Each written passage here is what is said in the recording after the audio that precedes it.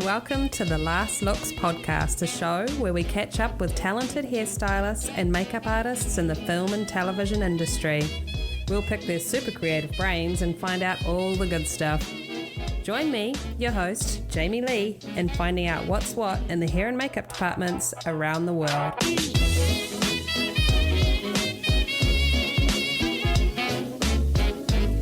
And now, a word from our sponsor. Mio Cosmetic Cases are the preferred safety touch-up system for pro makeup and hair artists. As makeup and hair professionals, we are constantly having to carry an endless amount of products in our kit, always in search of new ways to condense our kits and increase efficiency on the job. Mio Cosmetic Cases offer on-set touch-up kits that hold multiple types of makeup, helping you save valuable touch-up time on set, keeping your makeup safe and hygienic for talent, and significantly lightening your travel and set bags. They also offer depotting storage palettes in various sizes that assist to reduce weight and bulk in professional artist kits. A committed and globally verified environmentally conscious company, Mio Cosmetic Cases allows you to feel empowered that when using our products, you are committing to save the planet one small act at a time. Join the Mio movement today at myocosmeticcases.com. Mio Cosmetic Cases, meticulously designed with pros in mind.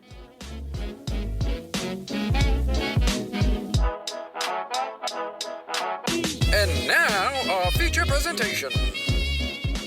Okay, folks, it's that time of year again, awards season. And of course, the Last Looks podcast is all over the Oscars situation. We have 5 bonus episodes where I'll be catching up with all 5 teams nominated for their superb makeup and hair work. All teams are asked the same set of questions, but of course, they all have very different answers. Join me and these incredible artists while we dive into the exceptional work they did to get them to where they are today, Oscar Makeup and Hair nominees for 2022. Thanks for listening and supporting the podcast, guys. It really does take a lot to get all these teams together to be able to bring these bonus episodes to you. With everyone working and shooting all over the world, as you know, it's hard. It certainly takes time and effort. So for that, I'm thankful to you, the listener, and all my guests. I hope you enjoy these special episodes as much as I did putting them together. Pictures up. Last looks. Rolling. And action. And welcome to the Last Looks podcast, team. Thank you, John. Thank you. Thank you. Absolutely. And may I say a huge congratulations on your Oscar nomination for your work on the film Dune. Thank you so Thank much. you so much. Let's start with introductions. If you could each tell us your name and what your position on the team was. Donald Mowat, makeup, hair, and prosthetics designer and head of department. And I'm Love Larson. I'm a prosthetic makeup designer for the character Baron Vladimir Harkonnen. And I'm Eva Von Bahr, and I was a prosthetic makeup artist for the character Baron. Fantastic. So tell me, when you heard the news that you had been nominated, what was the first thought that came to mind? I was in the middle of work and I was actually being called to do a touch-up, and my actor, who I'm going to just start name dropping, Jamie, Jake Gyllenhaal said, "It's about effing time." That's what was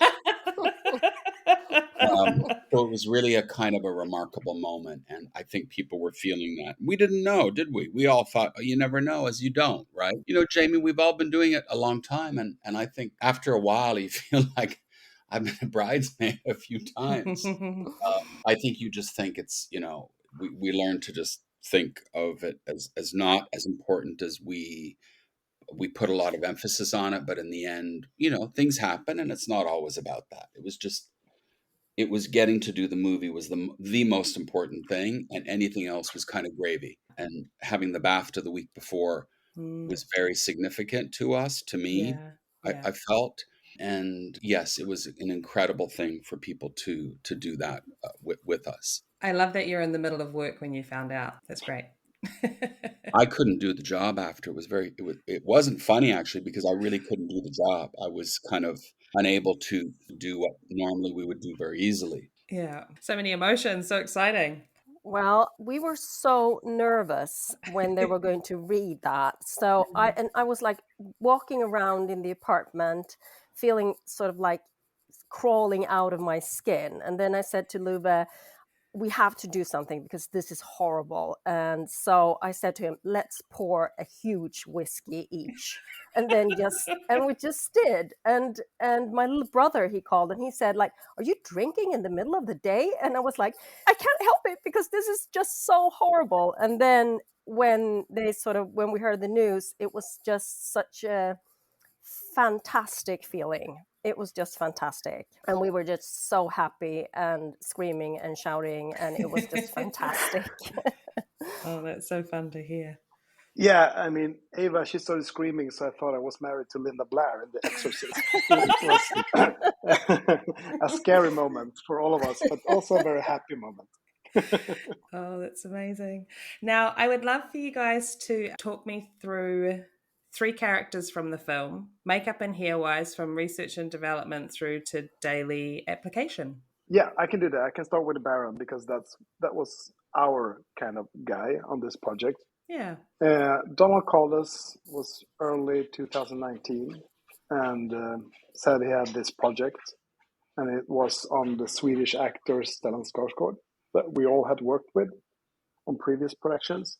Mm-hmm. So that was kind of great. He was supposed to be in Budapest, so it's close to Sweden. It's just a 2-hour flight from here. And he said it's probably just going to be some like a character makeup, maybe a chin, a little neck waddle, maybe a little like pot belly. So it's not going to be this huge thing. We're like, okay, perfect. And then we started doing like Photoshop designs based on Donald's ideas and what he had talked to Denis about, and they wanted like a big guy that had some elements of Marlon Brando from The Island of Dr. Moreau, and also Apocalypse Now, of course, and some kind of gorilla influence as well. And it all kind of snowballed into something that was this huge, big guy that also was supposed to be naked. So from something quite small, now it became this massive character. I mean, we're a pretty small company in Sweden, and it's me, Eva, and 3 other people working. So we just had to kind of figure it out, how to make this work. And lucky enough, it seemed to pan out to our favor. I think it went well. And do you want to talk a little bit about the prep time that you had and just your everyday application on set? Yeah, maybe Eva can talk a little bit about that. Yeah, sure. I mean, on set and when we apply the makeup, it was first we had to put Stellan in a cooling vest that was put on before anything else. He had to wear that first to be able to cool him off so he wouldn't get too hot. It was really, really hot in Budapest when we shot. And then we applied the pieces to the face. He was completely covered in prosthetic pieces. And the only thing that wasn't covered was his upper lip and his nose. So Stellan has sort of a reddish, bluish undertone to his skin. And so it was, and the Baron was supposed to be quite matte white. So it was a bit tricky to cover his own skin and match that to the pieces. If someone would have asked me, would this be a problem? I would say in a second, no, it's not going to be a problem. But it was more tricky than we sort of had in mind. So we had loads of different stuff that we tested and tried to figure out how to cover him that much to match the pieces without all the edges just popping out. So that was a bit tricky. And then after his pieces were applied to the face, he had an undersuit that he had to step in. And on top of the undersuit, he had a foam skin that was put on over that. Oh. And then the whole skin was blended in and the whole character was painted. Oh. So it was quite a huge makeup because since he was going to be naked, you had to sort of blend and paint the whole body. So I would say that was like a 6-hour makeup. And me and Luva applied the pieces first to the face, and then we were 5 people doing the rest of the makeup, applying the blenders and things like that. And I think it was also a bit of a problem because we knew what he was supposed to do, but we did not really know how they were going to shoot it or how it was going to be done. So, for instance, for the bathtub scene, there was a problem because we didn't know exactly what was going to be in the liquid. And also in the sauna scene, we had no idea that it was going to be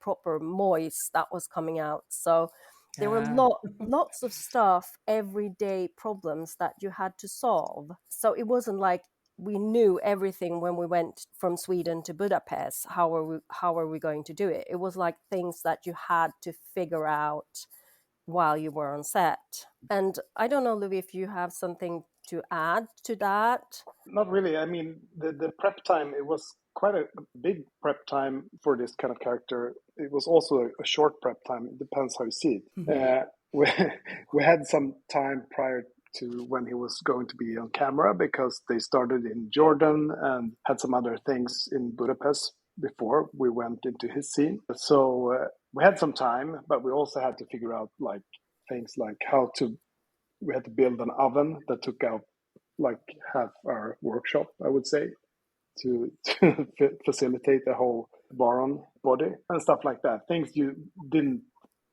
couldn't foresee until you were there, kind of thing. It was always something new each week that we had to solve. So that was quite stressful. And I mean, then when the shooting started, it was like, okay, now we just have to finish this. And when we did, it was like, oh God, oh, thank you. We managed. I lost 10 kilos during the whole thing. Oh my goodness, you are giving it all to him. Yeah, I was. You know, Jamie, if I may just interject him for a second, I think Luva and Eva will really play it down, but I think it was really, I mean, yes, there was a lot of prep in terms of the actual character of the Baron. Had we not had that significant prep, it couldn't be done because I think what they were able to do, I mean, as far as being able to sculpt and just build and like what they had to do with this oven. I mean, it's people don't realize that. It's not been out there. It hasn't been put out a lot. It was extraordinary. I mean, as an achievement itself, it's kind of brought back a practical prosthetic and character makeup that we haven't seen in the films for a long time because one, a lot of film companies won't do it. They won't pay for it. They won't approve it. An actor won't do it. They want to do it CG. I mean, it's not to say that that's wrong. It's just a different way. But you also have a director who embraced when I was able to say, this can be a practical, if the right people can do it, these are the right people. But I think it says a lot also for Denis Villeneuve. It says a lot about our crew. It says a lot about Luba and Eva and everybody working on the project that we were able to sort of sit and because initially when Legendary said, I mean, is this, because that's what they thought, this would be a marriage of CG and makeup, and it wasn't. This was a pure, so they've kind of not reinvented, they've kind of brought, when people said, let's bring sexy back, they did. I mean, because it was paramount, certainly for me, to be able to sell it and pitch it to Denis as a practical makeup. I mean, it became much bigger, but it was not fat shaming. We weren't fat shaming. We weren't doing a comedy. We weren't doing Little Britain, as good as that was. We weren't doing Mike Myers. We weren't doing, it had to be fierce and gorilla-like. And as Luve talked about before, and the concepts, we started with a smaller, barrel-chested or a gorilla-like. But once he saw it, but even in the very first production meeting, remember that, Luvaneva? It was very like, this is an experiment. Like, he had to see it. And Warner Brothers and Legendary had to go like, can we do this? Is this, you have an actor who's willing, because we've all, Jamie, we've all worked with an actor who says, there's no way I'm doing that. It's going to be CG. We've all been part of those films. It's going to be in post. And that was not going to happen on this film or with that actor. So I think that that's a huge thing. The oven, the stuff that was built.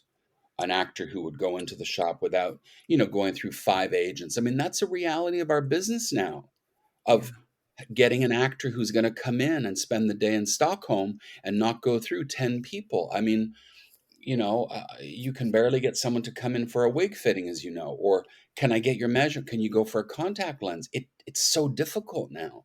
Yeah. And I think all of those elements led to this perfect thing, alignment happening, and that we had that time. So by the time we came to shoot, Denis thought it was the perfect thing. It was a success, as he put it. When he saw it and we looked at each other and he goes, this is a perfect situation. It's a success. Ah, that's so amazing. Just for those who may not understand the oven situation, does somebody just want to talk through that for a second? Yeah, I mean, when you bake foam latex, it's like baking a cake. Mm-hmm. You have different ingredients that you mix up in a big mixer, and then you fill your mold, and then you bake it in the oven. It's pretty much like baking. But when you bake a cake, sometimes the cake doesn't come out good. It might collapse, and that can happen with foam as well. It's dependent on heat, moisture, temperatures, everything.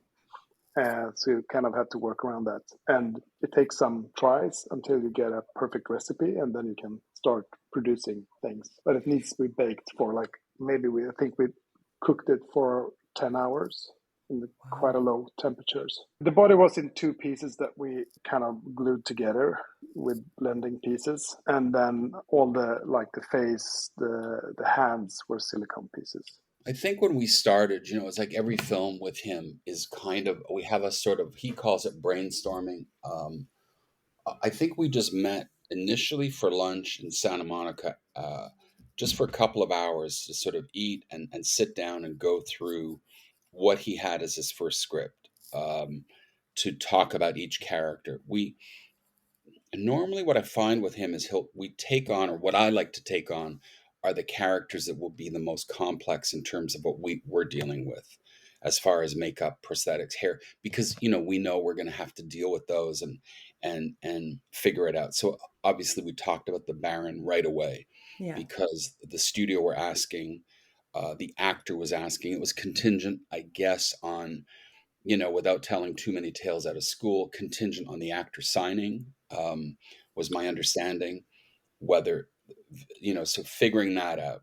There was that. There was a couple of other things. We looked at some stuff from the desert because they'd already been on recce's, on tech recce's. So he really wanted to talk about Timmy and Rebecca, of the parallels of Timmy and Rebecca and the color of their skin, and the hair for the two of them, and the continuity of it, because there was some concern because we were shooting out a sequence, which we all know is not easy. And we kind of talked about them, and then each character we'd revisit once we talked about the major, like cast 1 and 2, the Baron obviously touched on other things, and then we'd revisit as we started prepping.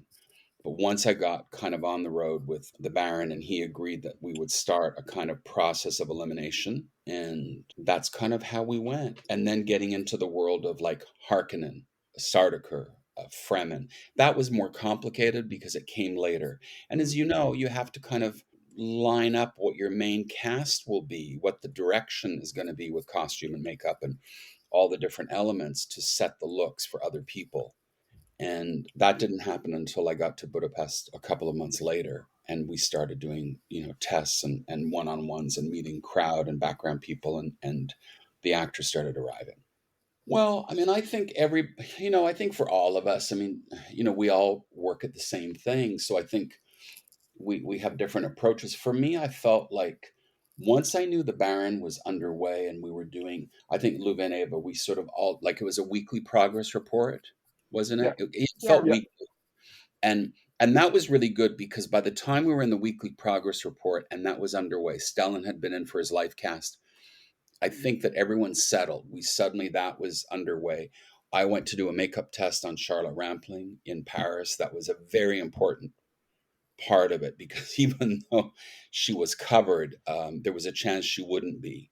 So for a character that's only in the film for a short bit, it was a very important part of the film. I would say I spent a lot of time with Timmy and Rebecca. I mean, and they are 1 and 2. So to be fair, they work in the film every single day. Yeah. And I think they carry the film, in my opinion. I think they carry the film, and it's the narrative around them. And then the others sort of follow, like Oscar and Josh. What worried me the most were the Harkonnen, because it was a lot of work. So I think touching on the Harkonnen, because it reflects a little how the Baron looks, then we have to incorporate what we do with Dave Bautista. So maybe that's something to talk about, because then you have Harkonnen soldiers, and then you've got Dave Bautista and David Desmalchin, and they inhabit a world that's all quite similar but different, because the Baron has to be unique. What Luve and Eva were doing, he's a character that stands alone. It's the Baron. I mean, that's the man. And then these other people who are within the world of Harkonnen, but they are slightly different. And Dave Bautista is a Harkonnen. He's not in a bald cap. He's wearing brow covers, but his look is unique. And Denis wanted something. He kind of really let me I felt it was more based in kind of fashion in a strange way, a little bit kind of SS or Mephisto. And I went sort of in that line, and he loved it. And then David Desmalchin, which was really an accident. It was a total accident with him, because he was meant to shave his head for us, and he couldn't quite at the last minute. I think David was, I don't know, maybe, I mean, he was, I think it was it, am I making it up? Was it Suicide Squad? It was one of those other huge films. I got a call, Jamie, one day. I think I even called Luve in a panic, because David called me. I mean, we go back to Prisoners. He called me up and he said, "No, I've got a terrible situation." And I thought somebody was sick. And I said, "What's going on?" And he said, "Something terrible has happened." And I thought, "What's happened?" Well, he said, "It's not terrible. It's actually really good for me, but it could be very bad." And he thought maybe Denis would recast him, because, I mean, just to backtrack, Denis cast him in one of his first films, which was Prisoners, and I did his makeup test for that. He plays sort of a creepy guy that they think is the bad guy, and so we did that makeup test in Broken Nose and Prisoners, and then we had him in Blade Runner. Of course, you'll remember him, and then he was so upset because Denis had cast him with the provision he would shave his head and his eyebrows, and he then gets this part of a lifetime, right, in Suicide Squad. And he said, "I don't know what to do. Is there any way?" And I said, "Let me talk to Denis, but let's figure this out." So we figured it out, that we would have enough time. And I'm not going to say anyone was happy about it, but because we had enough time, we did some, research that we could go and get Steve Prouty to test him in LA, do a silicone cap, do the brow covers. And because he's a Mentat Harkonnen, he would look unusual. There was a little bit of concern because he, it would change his appearance and he wouldn't look like the other Harkonnen. I had to sell it back to Denis to say, "Yeah, but he's a Mentat." And I think Denis gave me one of those funny looks, like, "I think you're slightly bullshitting me. But I'm going to go with it because we really like David." And he went for it. I mean, he really did, but it took a second and it was a lot of work. And luckily he only shot for, I think it was 4 or 5 days and a day's reshoot. And he's such a lovely guy.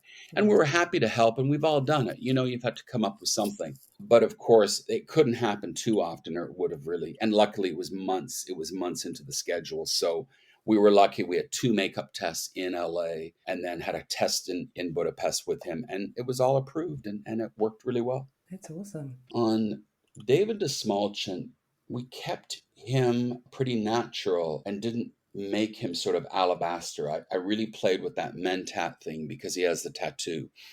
On Dave Bautista, because he's sort of warrior soldier with all those other guys, and there's lots and lots of them, I really kind of got into this. I like that makeup, which I think Luve and Eva had to go and pick up for me in Sweden, because I was really loving the face Stockholm alabaster.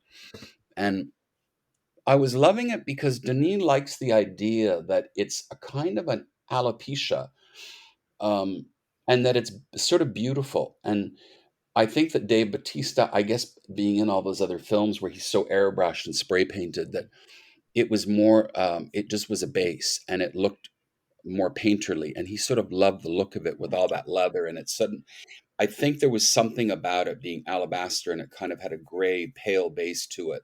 That's what we just started doing all the guys with. And they quite liked it. And I felt like it was Denis thought they were quite beautiful, but he really, he really took to it, which surprised me. And Dave loved it because he's usually painted all kinds of colors in different films.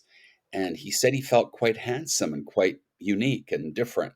And I thought that was interesting. Yeah, that's cool. So during prep, filming, everything, what did you guys find to be your biggest challenge? Well, for us with the Baron, I think that it was the whole thing that he was naked.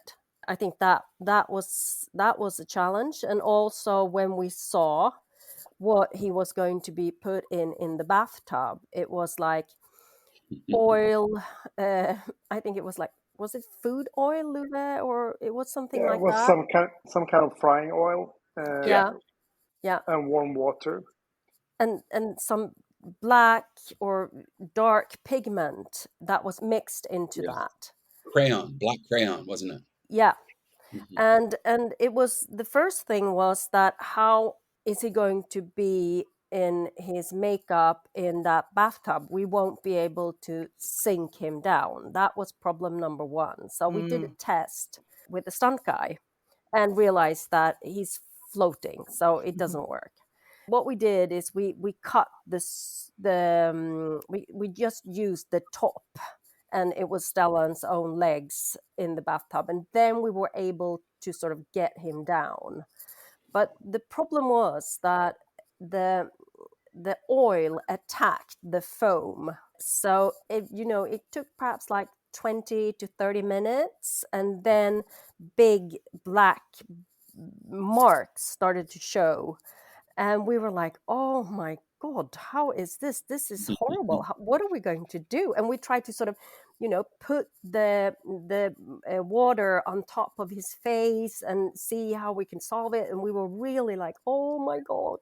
And then Denis saw it, and he was just loving it. He thought it looked really good, and he was like, oh my god, this looks amazing. And we were Yay. like, oh my god, saved by the bell. So I think that was a challenge. And I think it was also a challenge not really knowing what the next day would bring. Don't you agree, Luve? Yeah. I mean, I think every day was a challenge on this project. Yes, because it was such a big makeup, so there were so many things that could go wrong. And then we were exposed to all these kind of elements of water and cooking oil and all that. I mean, cooking oil, it's like the perfect makeup remover. Yeah. Being in a bathtub with cooking oil and warm water, it's like, yeah, okay. 5 minutes later, you can pop out all clean. So it was like that day. I mean, we fought that day. It was a fight the entire day, and by the end of the day, it was like the fastest makeup removal ever. We just pulled the pieces off and then said, "Okay, here's a towel. See you tomorrow." Pros and cons. Yeah. Yeah. What about you, Donald, running the entire department? Well, I mean, I think there were days I thought, what have I done? What have I done? I think we all have moments like that. I felt, Oh, yeah. there were days I think, Luve and Eva probably thought we're going to kill him. And I felt like there were a couple of times I think even Denis looked at me and went, "What have I done to you?"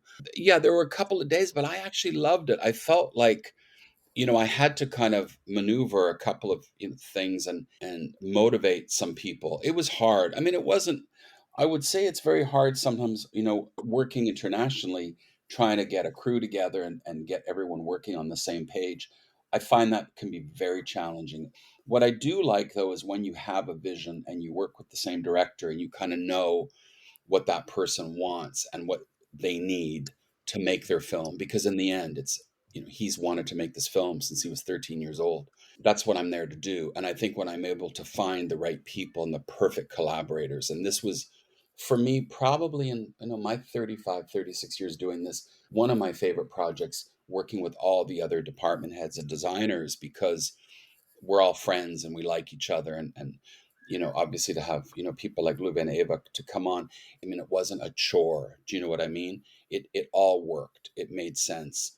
The challenges were, I'll say, always budget and having to it was a real privilege that we had the time, Hmm. that there's a lot of respect from these other people, the producers, to say, look, what do you need? What do you want?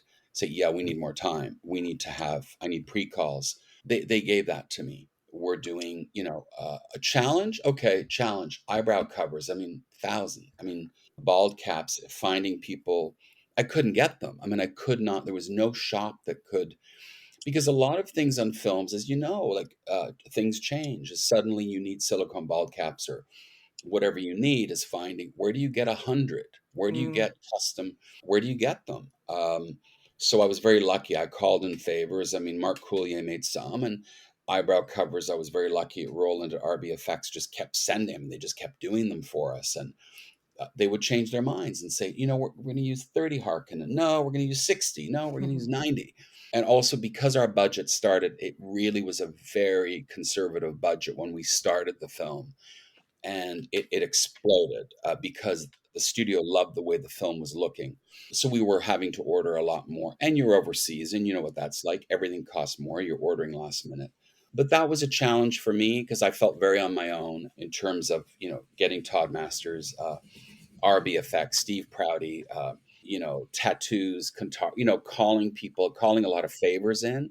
Luve came to the rescue, Josh Brolin's scars. I mean, the simplest things could become challenging in Budapest.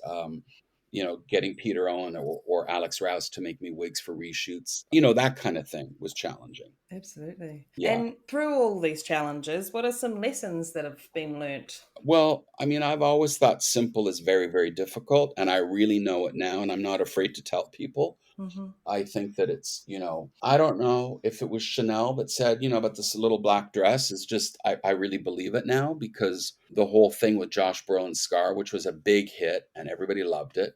But who would have thought that would have been in the camera test, would have been the thing? I mean, nothing else in camera tests, nothing became a topic of discussion for Denis or our amazing director of photography or the production designer. Nothing became a conversation bigger than that. Or Rebecca Ferguson's hair, which is the simplest hair you've ever seen. But the simplicity of it was just keep it simple. Just keep it absolutely simple, based in history with a medieval kind of something about it, but make it look simple. And I think that's what I learned, was simple is very difficult. That's brilliant.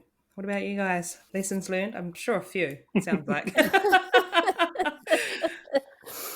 Well, I think that once you've done a makeup like that is so big, if you were going to do it again, you would change a couple of things to make it easier for Stellan, to make it easier for us. But I would say perhaps that you can modify some things, and also know that perhaps you don't need blenders for the feet because we don't see the feet, and perhaps we'll never do.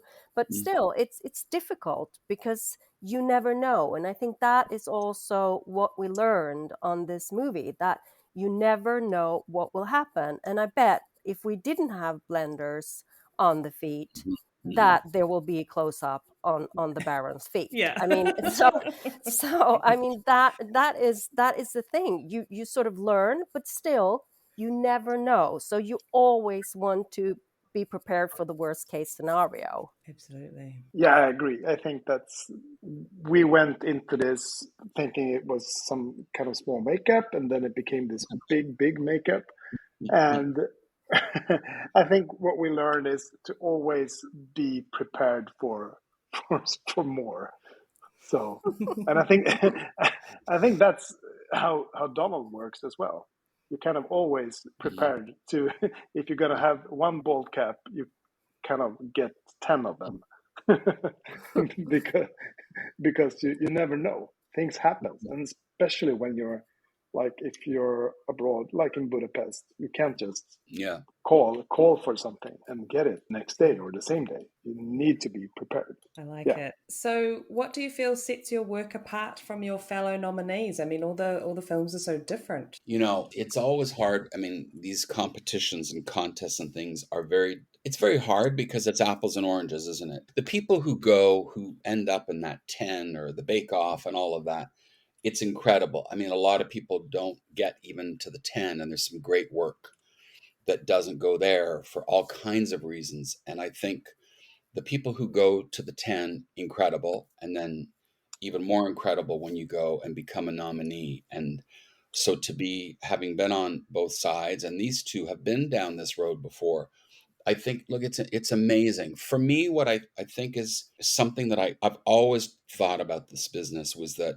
and with the Academy, it is the Academy of Motion Picture Arts and Sciences. And I feel like you strive to work in a motion pictures and films, which I've worked on all my life, was that you want something, when I was a kid and saw films that were innovative, they were cutting edge. I mean, when I was a little kid, I mean, Mary Poppins was considered cutting edge because of the animation, wasn't it? Yeah. That was Godfather in the 70s was a cutting edge film, right? Kubrick's Barry Lyndon, Full Metal Jacket. Then I worked on Three Kings was cutting edge because they did something with how a bullet, what it does to a human body, the damage it does. Mm. So I felt like I've always wanted to work on a film that really was at the standard of those films. So when I was offered to work on Dune, I thought, well, how could I not? Because this would be working at the highest level with this crew and cast and company and other departments that would be working at a level using the highest level of technology and craft and design, production design, costume, visual effects, everything. So for me, I feel that is what sets it apart because we created a world. We set out to create a world that nobody's done before, and that's really hard to do. And with all these brilliant films that are out there, it's so difficult to create a new world.